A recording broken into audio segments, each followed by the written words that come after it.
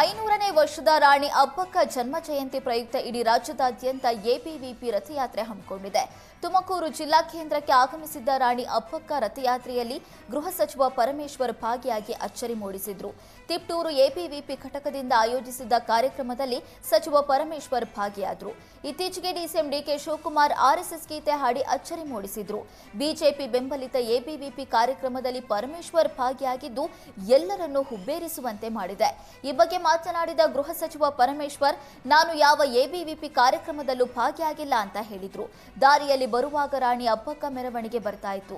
ಶಾಸಕ ಷಡಕ್ಷರಿ ನಾನು ಒಟ್ಟಿಗೆ ಇದ್ದಿದ್ರಿಂದ ಹೋಗಿ ಅಬ್ಬಕ್ಕ ಮೆರವಣಿಗೆ ಹೂ ಹಾಕ್ತೀವಿ ಅಂತ ಪರಮೇಶ್ವರ್ ತಿಳಿಸಿದ್ರು. ಇನ್ನು ವಿವಾದ ಮಾಡೋರು ಮಾಡ್ಲಿ, ನನಗೆ ಏನು ತೊಂದರೆ ಇಲ್ಲ.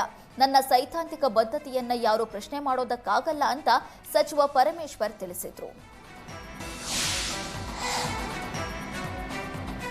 ಕೊಪ್ಪಳ ಸಮೀಪದಲ್ಲಿಯೇ ಮತ್ತೊಂದು ಸ್ಟೀಲ್ ಕಾರ್ಖಾನೆ ನಿರ್ಮಾಣಕ್ಕೆ ಕಾಂಗ್ರೆಸ್ ಸರ್ಕಾರ ಅಸ್ತು ಎಂದಿದೆ. ಕೊಪ್ಪಳದಿಂದ 13 ಕಿಲೋಮೀಟರ್ ದೂರದಲ್ಲಿರುವ ಕನಕಾಪುರ ಗ್ರಾಮದಲ್ಲಿ ಹೊಸ ಫ್ಯಾಕ್ಟರಿ ನಿರ್ಮಿಸಲು ಗ್ರೀನ್ ಸಿಗ್ನಲ್ ಸಿಕ್ಕಿದ್ದು ಜನರಿಗೆ ಮತ್ತೊಂದು ಮರಣ ಶಾಸನವಾಗಲಿದೆ. ಜಪಾನ್ನ ಸುಮಿಟೋಮೊ ಕಾರ್ಪೊರೇಷನ್ ಹಾಗೂ ಕೊಪ್ಪಳದ ಮುಕುಂದ ಸ್ಟೀಲ್ಸ್ ಸಹಭಾಗಿತ್ವದಲ್ಲಿ Mukunda Sumi special steel limited ನೇತೃತ್ವದಲ್ಲಿ ಸ್ಟೀಲ್ ಕಾರ್ಖಾನೆ ಆರಂಭವಾಗುತ್ತಿದೆ. 2,34,345 ಕೋಟಿ ಬಂಡವಾಳದಲ್ಲಿ ಕಾರ್ಖಾನೆ ನಿರ್ಮಾಣವಾಗಲಿದ್ದು 2028ರ ವೇಳೆಗೆ ಕಾರ್ಯಾರಂಭ ಶುರುವಾಗಲಿದೆ. ಈಗಾಗಲೇ ಬಿಎಸ್ಎಲ್ಪಿ ಕಾರ್ಖಾನೆ ಸ್ಥಗಿತ ಮಾಡುವಂತೆ ತೀವ್ರ ಹೋರಾಟ ನಡೆದಿದೆ. ಇದರ ನಡುವೆ ಮತ್ತೊಂದು ಹೊಸ ಫ್ಯಾಕ್ಟರಿ ಆರಂಭಕ್ಕೆ ಕೊಪ್ಪಳದ ಜನರು ಆಕ್ರೋಶ ವ್ಯಕ್ತಪಡಿಸಿದ್ದಾರೆ.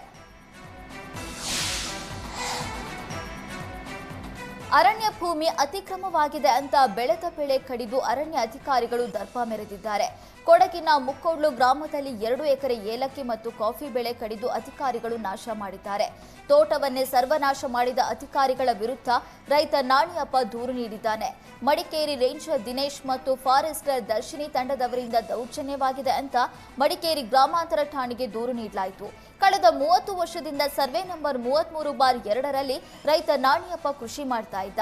2018ರಲ್ಲಿಯೇ ಫಾರಂ ನಂಬರ್ 57ರ ಅಡಿಯಲ್ಲಿ ಮಂಜೂರಾತಿಗಾಗಿ ರೈತ ನಾಣಿಯಪ್ಪ ಅರ್ಜಿ ಸಲ್ಲಿಸಿದ್ದ. ಆದರೆ ಇದು ಅರಣ್ಯಕ್ಕೆ ಸೇರಿದ ಭೂಮಿ ಅಂತ ಏಕಾಏಕಿ ಏಲಕ್ಕಿ ಬೆಳೆ ನಾಶ ಮಾಡಿದ ಅಧಿಕಾರಿಗಳ ವಿರುದ್ಧ ರೈತರು ಕಿಡಿಕಾರ್ತಿದ್ದಾರೆ.